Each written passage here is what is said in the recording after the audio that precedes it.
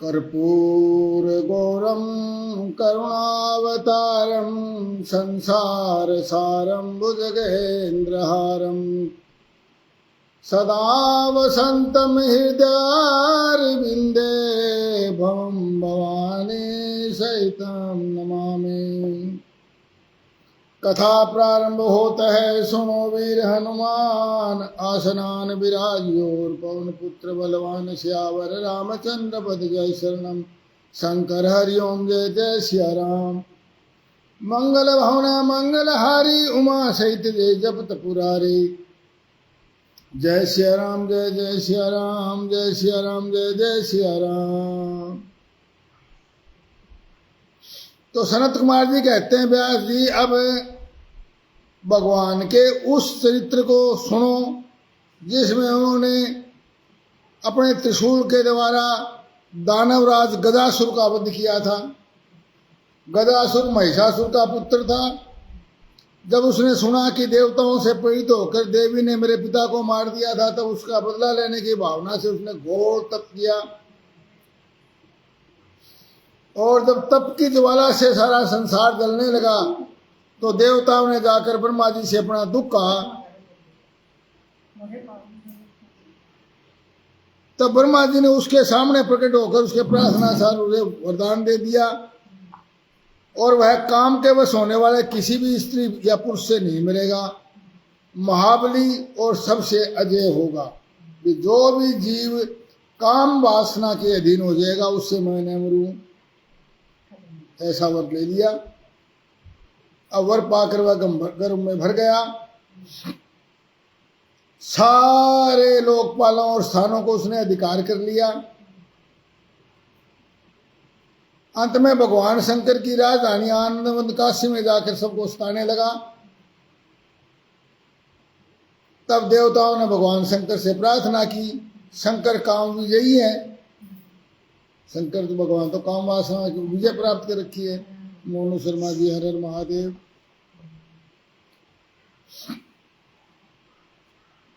उन्होंने घोर युद्ध में उसे हराकर त्रिशूल में पिरो लिया गदासुर को। तब उन्होंने भगवान शंकर का आरती की स्तुति किया। उस पर शंकर भगवान ने प्रसन्न होकर के वर मांगने को कहा। तब गदासुर ने कहा, हे दिगंबर स्वरूप महेशान, आप मुझ पर प्रसन्न है तो अपने त्रिशूल की अग्नि से पवित्र हुए मेरे इस चर्म को, मेरी चाम जो है, इसको आप सदा धारण करे रहे। गज नाम हाथी का होता है, गजासुर, तो इसलिए हाथी की श्रम बोल बैठते हैं। हे विभो, मैं पुण्य गंधों की निधि हूं, इसलिए मेरा यह चरम चिरकाल तक उग्र तप रूपी अग्नि की ज्वाला में पड़ करके अब तक जला नहीं है। बाकी तो आपने सारा जला दिया, मेरा चरम नहीं जला।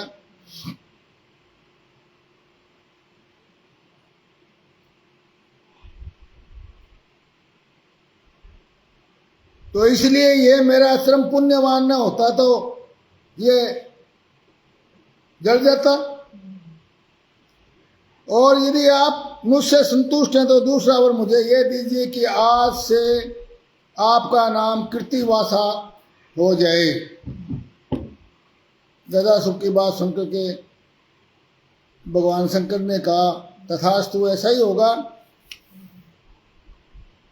ईश्वर ने कहा, दानवराज तेरा ये पवित्र शरीर मेरे इस मुक्ति साधक क्षेत्र काशी में मेरे लिंग के रूप में स्थापित हो गया है, इसलिए इसका नाम कृतिवासेश्वर रखा जाएगा। और यह संपूर्ण लिंगों में शिरोमणि और मोक्षप्रद होगा।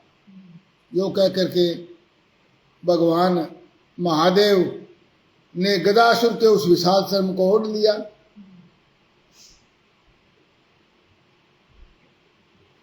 सनत कुमार जी कहते हैं, व्यास जी अब मैं उस चरित्र का वर्णन करूंगा जिसमें भगवान शंकर ने दुंदुम्बिर हिरनाथ नामक दैत्य को मारा था। दिति पुत्र महाबली हिरण्याक्ष के विष्णु द्वारा मारे जाने पर दिति को बहुत बड़ा दुख हुआ, उनकी मां को। तब देव शत्रु दुंदुभिर निर्हाद ने उसको आश्वासन देकर निश्चय दिया किया कि देवताओं के बल ब्राह्मण है, ब्राह्मण नष्ट हो जाएंगे तो यज्ञ नहीं होंगे, यज्ञ नहीं होंगे तो देवताओं को कुछ आहार नहीं मिलेगा और निर्बल होकर ये मारे जाएंगे। तब हम निर्बल हो जाए कमजोर, तब उनको ऊपर विजय प्राप्त कर लेंगे।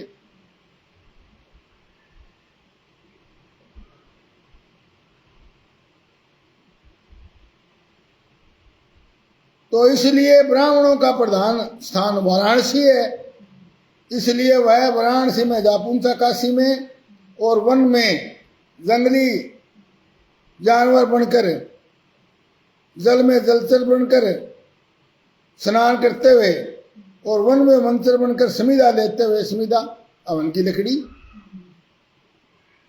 संदीप भारद्वाज जी हर हर महादेव, सत्यनारायण शर्मा जी हर हर महादेव।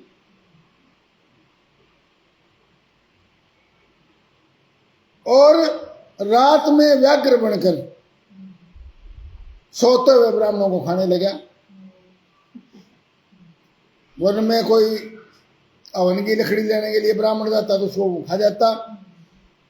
जल में ब्राह्मण स्नान करने जाते, क्योंकि स्नान ध्यान ब्राह्मणों का कर्म है, तो उनको स्नान करते वो खा जाता। और रात में सोए हुए को व्याघ्र बन के खा जाता। कुंडली दादी जी हर हर महादेव। तो एक बार शिवरात्रि के अवसर पर एक भक्त अपनी पर्णशाला में देवाधिदेव शंकर का पूजन करके, पर्णशाला यानी पत्तों की बनी हुई कुटिया, पर्ण बोलते हैं पत्ते को, घास फूस की पत्तों की बनी हुई कुटिया उसको बोलते हैं पर्णशाला, झूंपड़ी। तो अपनी पर्णशाला में बैठा हुआ शंकर भगवान के पूजन करके ध्यानस्थ बैठा हुआ था।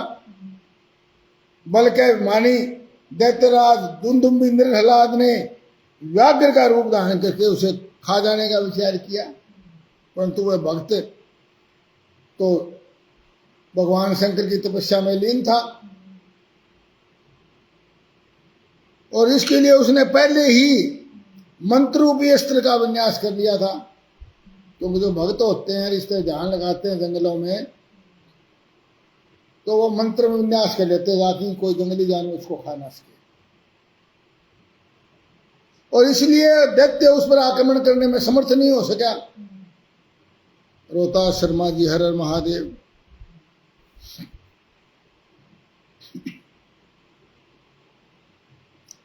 और तब भगवान शंभु को उस दुष्ट दैत्य का पता लग गया कि ये क्या करना चाहता था।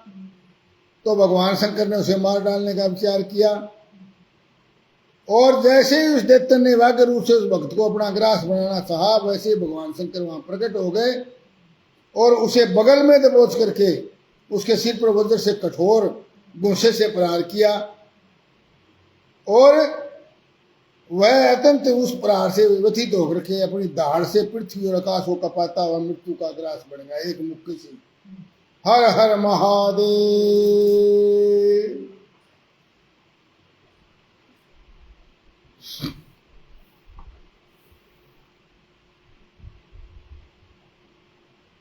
और सभी देवता जैसे इतना भयंकर आवाज हुई सुन करके वहां आ गए। वहां देखा तो भगवान शिव उस बगल में पापी को दबाए बैठे थे। देवता जय जयकार स्तुति करने लगे। हमारे बड़े भाई साहब मनोहर लाल शर्मा जी चरण स्पर्श हर हर महादेव। तंत्र महेश्वर ने कहा, जो मनुष्य यहाँ आकर के श्रद्धा पूर्वक मेरे इस रूप का दर्शन करेगा, निसंदेह मैं उसके सारे उपद्रवों को नष्ट कर दूंगा। अब देखिए, ये तीर्थ स्थान होते हैं, तीर्थ स्थानों पर हम क्यों जाते हैं, इस बारे में कई बार संशय होते हैं। रिद्धि भारद्वाज जी हर हर महादेव। भाई ऐसे स्थान है जहां भगवान ने दुष्ट का वध करके और वहां पर प्रकट हुए वो, और वहां विराजमान रहते हैं हर समय। तो वहां के वातावरण के अंदर विराजमान रहने का मतलब वहां पर पॉजिटिव एनर्जी यानी सकारात्मक ऊर्जा वहां विद्यमान रहती है। तो ऐसे स्थान पर यदि आदमी जाता है तो उसका मन निर्मल हो जाता है, भाव शुद्ध हो जाते हैं, इतना ही उसका अर्थ है। वहां जाकर के उसको बड़ा, वहां जाएंगे और माथा टेकेंगे तो उसको फल प्राप्त हो जाएगा, इस कामना से जाने का लोगों ने आजकल बना दिया चलन कि वो स्थान सिद्ध स्थान है वहां से कुछ ले आए, कुछ पा लें, ऐसा नहीं होता। तीर्थ स्थान वास्तव में भगवान के चरण कमल के लिए वहां पर रखे होते हैं, चरण कमल पड़े होते हैं, और वहाँ एक पॉजिटिव वातावरण होता है, सकारात्मक वातावरण होता है, जिससे मस्तिष्क, बुद्धि, शरीर, आत्मा सब शुद्ध हो जाते हैं। ऐसे स्थान पर जाएंगे तो आदमी अपने पापों का प्रायश्चित अपने आप करने लग जाता है, उसको ज्ञान हो जाता है, विवेक जागृत हो जाता है, वातावरण का प्रभाव पड़ता है। तो जैसा वातावरण होता है वैसा ही मन बन जाता है। तो वातावरण वहाँ का तीर्थ स्थानों का अच्छा होता है, तो उस स्थानों पर एकांतवास करने के हिसाब से वहाँ जाया जाए, किसी को समय हो। नहीं तो वो चीज़ भगवान ने कही अपने घर भी बना सकते हो आप, वही चीज़ें, उन चीज़ों का ध्यान अपने यहाँ करो। मन में भी सारी चीज़ें हैं। एक दूसरे को कुचल करके, भीड़ लगा करके उस स्थान पर जाकर मैं ही लूट लूँ सारा भगवान को, मैं अपने घर ले आऊँ, इस भाव से जो जाता है तो उसको कोई फल मिलता नहीं। तो कहने का भाव यही है कि वो जागृत स्थान हो गया। संत कुमार जी कहते हैं, व्यास जी, जिस प्रकार परमेश्वर शिव ने संकेत से दैत्य को लक्ष्य करा करके अपने प्रिया द्वारा उसका वध करवाया था, अब वो कथा सुनिए। पार्वती के द्वारा या सती के द्वारा, तो भी बोला, दो विदल और उत्पल नाम के दो महादैत्य थे। उन्होंने ब्रह्मा जी से किसी पुरुष के हाथ से न मरने का वरदान प्राप्त कर लिया, आदमी से न मरने। अब अमर तो होने से ये तभी अपनी मृत्यु मांग ले किसी चीज से, भाई मृत्यु को टाल सकता है तुम। तो बोला, महाराज मैं आदमी से न मरूंगा।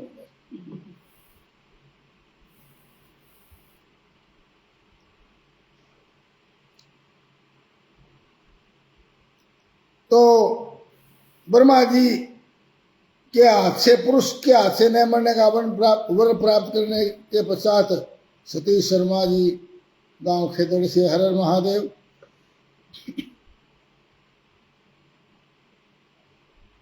और ब्रह्मा जी के पास उसने देवताओं को जीत लिया। पहला काम यही है, देवताओं को शक्ति मिलते ही पहला काम क्या करते हैं, वो देवताओं पर आक्रमण करते हैं, स्वर्ग पर आक्रमण करते हैं। अब देवताओं के पास और कोई चारा नहीं, फिर वो जाके ब्रह्मा जी के पास जाकर अपना रोना रोते हैं। ब्रह्मा जी ने कहा, तुम लोग शिव से, शिव का आदरपूर्वक स्मरण करके धैर्य धारण करो। मैंने उसे किसी पुरुष के हाथ से न मरने का वरदान दे दिया, मैं क्या करूं? तो मैं तो उसको मार नहीं सकता। तो तुम शिव के पास शिवा सहित शिव का स्मरण करो।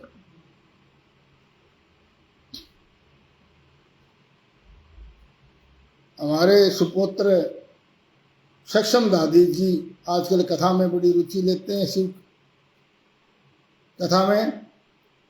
उनको भगवान शिव की बहुत बहुत कृपा प्राप्त हो।